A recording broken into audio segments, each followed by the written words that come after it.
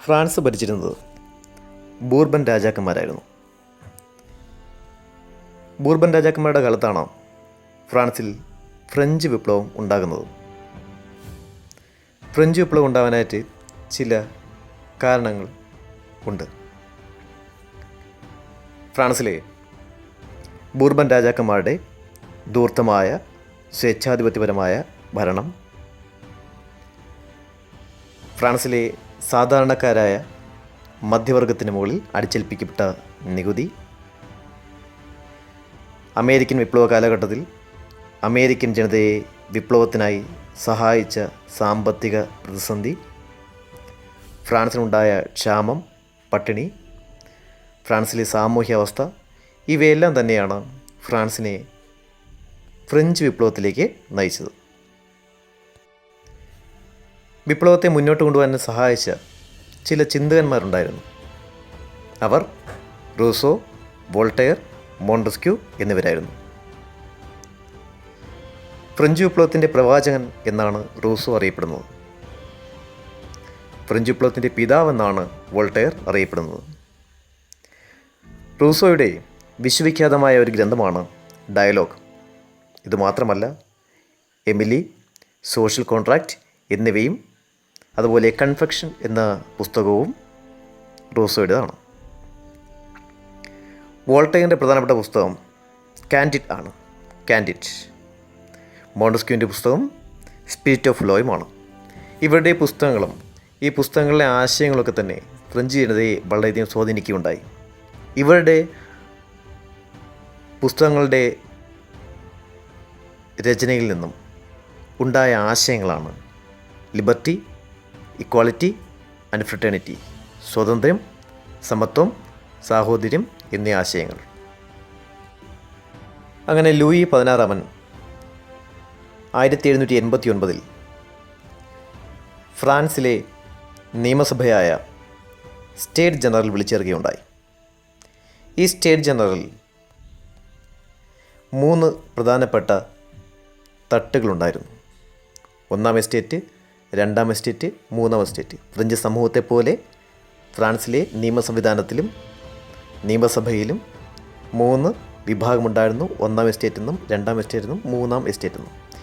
ഈ 3 പേർക്കും ഒരേ വോട്ടിംഗ് രീതിയാണ് ഉണ്ടായിരുന്നത്. 1ാം എസ്റ്റേറ്റിന് 1 വോട്ട്, 2ാം എസ്റ്റേറ്റിന് 1 വോട്ട്, 3ാം എസ്റ്റേറ്റിനും 1 വോട്ട്. ജനങ്ങളുടെ എണ്ണത്തിനെ ആസ്പദമാക്കിയല്ല വോട്ടിംഗ് സമ്പ്രദായം ഉണ്ടായിരുന്നത്. എന്നാൽ ഈ വോട്ടിംഗ് സമ്പ്രദായ വ്യവസ്ഥയെ 3ാം എസ്റ്റേറ്റ് ചോദ്യം ചെയ്യുകയും രാജാവ് ഇതിന് സമ്മതിക്കാതിരിക്കുകയും ചെയ്തു.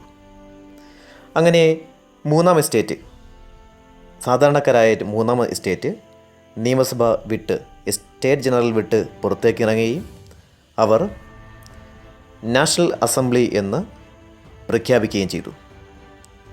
ഈ നാഷണൽ അസംബ്ലി കൂടിച്ചേർന്നുകൊണ്ട് ഒരു പ്രതിജ്ഞ എടുക്കുകയുണ്ടായി. ഫ്രാൻസിന് ഒരു ഭരണഘടന ഉണ്ടാകുന്നവരെ തങ്ങൾ പിരിഞ്ഞു പോകില്ല എന്ന പ്രതിജ്ഞയായിരുന്നു അത്. ഈ പ്രതിജ്ഞയെ ടെന്നീസ് കോർട്ട് പ്രതിജ്ഞ എന്നാണ് അറിയപ്പെടുന്നത്. അടുത്തുള്ള ഒരു ടെന്നീസ് കോർട്ട് വെച്ചാണ് ഈ പ്രതിജ്ഞ എടുക്കപ്പെട്ടത്. അതുകൊണ്ടാണ് ഇതിനെ ടെന്നീസ് കോർട്ട് പ്രതിജ്ഞ എന്ന് പറയുന്നത്. ടെന്നീസ് കോർട്ട് പ്രതിജ്ഞ 1789 ജൂൺ 20 നടന്നത്.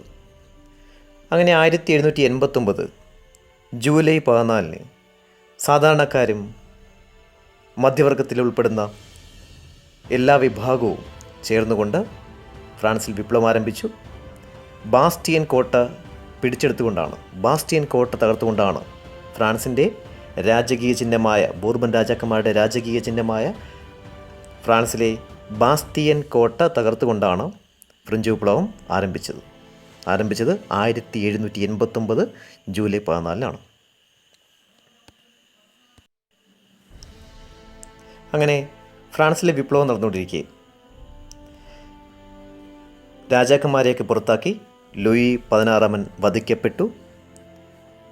ഫ്രാൻസിലെ രാജഭരണം അവസാനിപ്പിച്ചു. ഫ്യൂഡൽ ഭരണവ്യവസ്ഥ അവസാനിപ്പിക്കുകയുണ്ടായി. അങ്ങനെ ഫ്രാൻസിലെ വിപ്ലവത്തിനിടയിൽ 1792 1893-94 കാലഘട്ടത്തിൽ ഫ്രാൻസിൽ റോബസ്പിയർ അധികാരത്തിൽ വരികയുണ്ടായി. ഇദ്ദേഹത്തിൻ്റെ കാലഘട്ടം ഫ്രാൻസിലെ ഭീകരതയുടെ കാലഘട്ടം എന്നാണ് അറിയപ്പെടുന്നത്.